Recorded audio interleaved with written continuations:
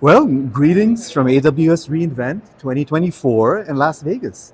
I'm Latif Hamlani, the founder of SaaSConsultants.ai, and I'm joined by my co-founder Saba Asadi Hanjani. At SaaSConsultants.ai, we help ISVs make the transformation to SaaS 2.0 by helping you to build smarter and sell faster with the latest AI technologies. Our next guest is Dina Mokowitz, who is a CEO and founder of PartnerOptimizer Inc., who needs no introduction, but we're going to do it anyway. Dina has been leading and providing consulting services to B2B tech companies and partnership teams throughout her career. This year, she's a recipient of Women in Cloud's Top 100 Women B2B Tech Founders. Dina is recognized as one of the top women in the channel, a Cloud Girls Trailblazer, congratulations, and a top 20 channel influencer, wow. So, SaaSConsultants.ai are pleased to announce here at AWS reInvent 2024 a strategic partnership with PartnerOptimizer. In fact, our first partnership at AWS reInvent. So, thank you, Dina, for having faith. Oh, it's great to be here with you. And confidence in us. And would you like to introduce yourself, or should we jump into the questions? We can jump into the questions. Very good. But thank you for having us. We're looking forward to a great relationship and partnership Yes. with SaaS Consultants. Yes. Okay, so let's roll. So welcome to AWS reInvent. Exciting. I'm just curious, how many reInvents have you been to in the past? So actually, this is my first actual reInvent that I've attended. Wow. So I wish I'd attended more in the past, but I've been involved with AWS for over a decade, but it's the first time I've showed up at AWS reInvent. Well, you're in for a ride. So you work with many ISVs that are building their partner network. Walk us through some of the common pain points that you see them going through. So there are many. Obviously, I take the approach of, and what I see all the time is the lack of good partner data, which impacts the entire ability to have an efficient, accelerated partner program. Interesting. Yeah, data, right? Yeah. You need data to make decisions. AI needs data. Mm-hmm. AI can't work without data. Correct. And you're an AI company, right? That's right. Okay. Now, what I mean by that is when you're building a partner program, you don't just want anyone to become your partner. Even if they're coming to you and saying, yes, I'm ready to be your partner. You want to make sure that that partner has the right expertise, the right ideal customer, the right credentials, the right other partnerships to enable you to thrive together and make it worth your time investing. So even, for example, in our working together, it's not just Latif, who's amazing, who we love as a person, should be our partner. It's that you have the background, the expertise, the competency to align with us to go to market together and find customers that we can add value to together. So similarly, when I have the right data about partners and our customers have our partnership teams who are looking for the right channel partners to go to market with, if you don't have that information up front, you're wasting a lot of time, a lot of money, a lot of budget, a lot of hope and prayers on the wrong decision, on the wrong partners. Thank you. That makes a lot of sense. So my next question is, at what stage should a startup really start to think about building their partner strategy, building a partner program? When is it too early, in other words? Yeah, I would say that for the most part, in an ISV startup, if you don't already have product market fit, it would be difficult and you wouldn't be ready to start a partner program. You could have partners who could give you feedback, and obviously you can have technology partners who you're integrating with. But as far as a go-to-market channel partner program, you'll want to first prove out with customers and get through all the kinks in your product before you start to bring on a serious set of partners to go to market with. Yeah, that makes infinite sense.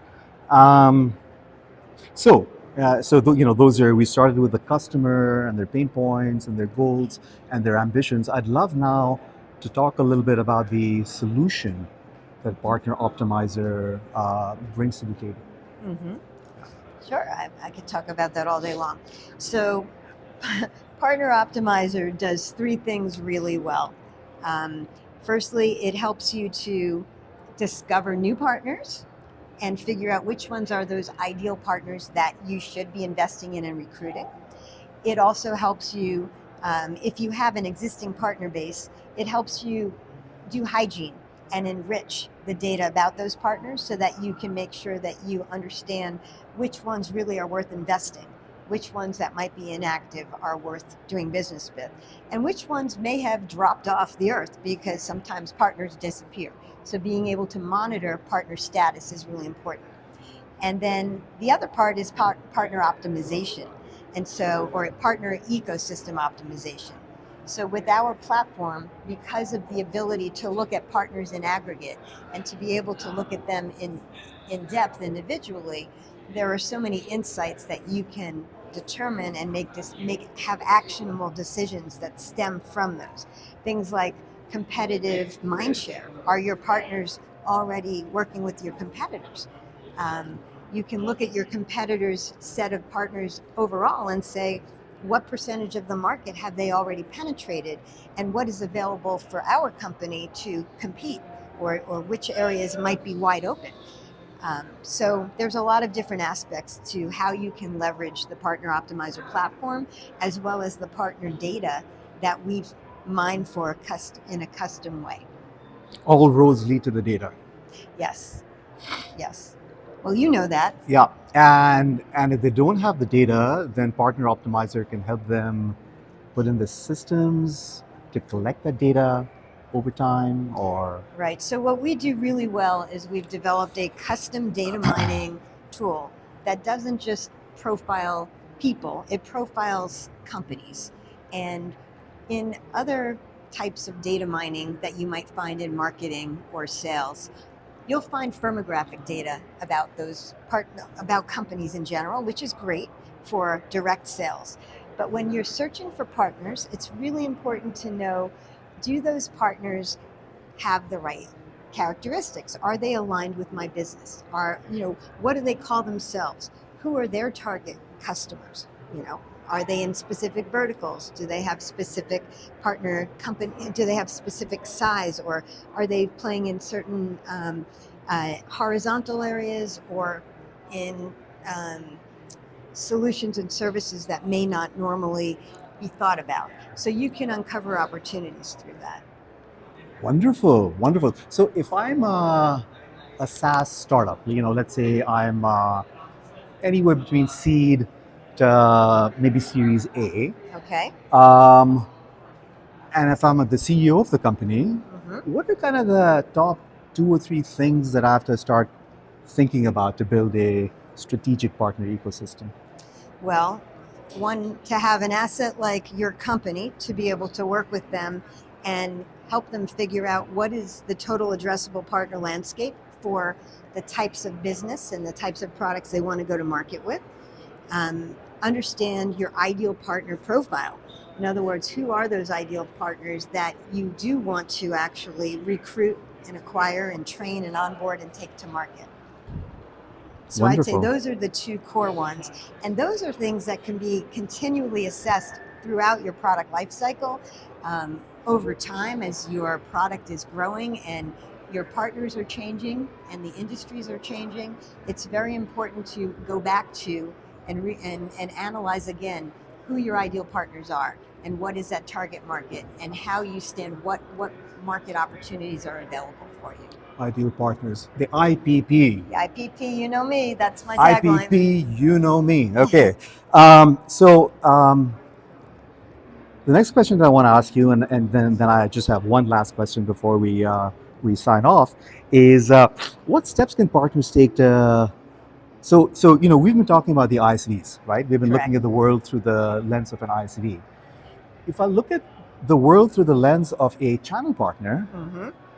oh boy, I've got hundreds of ISVs that I'm working with. That are bombarding you. Mhm. They all have their own partner portals. Mhm. They all expect me to learn their partner portals. It's harrowing. It's harrowing. Any advice for the channel partner and how they engage with the ISVs? Well, the channel partners are turning in this day, right? They turn off to a lot of the noise. They're going to select the companies that they want to work with, those specific technology companies, and become partners there. And they're it's once they start to include their clients in those technology companies, right? It's going to be hard to get them to switch. So for those channel partner companies, if you really believe that they could be the right one for you, as an ISV, you have to be tenacious and go after meet as many people there to make sure you can get in the door. But sometimes, no matter what you do and how much you spend, if a channel partner is already working with too many vendors and they're already entrenched in those vendors, it's don't no matter how good your product is, you'll have to be careful how much time that you invest in trying to switch them over, because their lens is all about making their customers happy, and once they've made a good decision with their customer, they're not going to ask their customers to switch just because you have a better product. So keep that in mind. Excellent advice. Excellent. And my final question before I let you go, because I know you're a busy woman and you're running off to another event now, is so I'm a CEO of a startup in Silicon Valley or Tel Aviv or Bangalore or wherever. And by the way, I've met such a persona over the last couple of days, Yeah. and they're like scratching their heads going, how do we scale? How do we get this partner program off the road? Do they contact you or who do they contact? Well, so our tool is all about partner discovery. So if they already have a channel team in place or channel executive who is putting their partner program together, they could talk to us about leveraging PartnerOptimizer up front to start to do partner acquisition motions, finding the right partners, building their total addressable market, segmenting, sorting out which ones to go after in which order, reiterating on what your ideal partner profile is.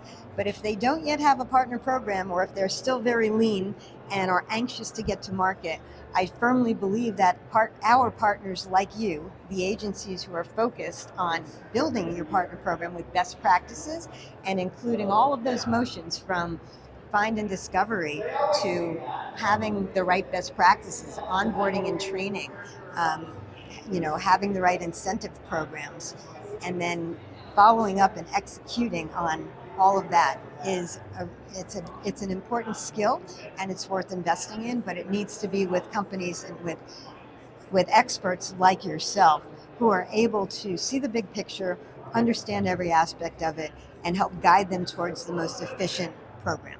Wonderful. Dina, it's been a pleasure. Thank you for putting your trust in such a small startup. We've only been around 2 weeks, but I think you've seen the potential. Oh, I know there's big things for you. In this partnership. Absolutely. So I I'm really, no dummy. really appreciate that. Congratulations again on all your success, and enjoy the rest of the show. Thank you so much. It's great meeting you here and live in person.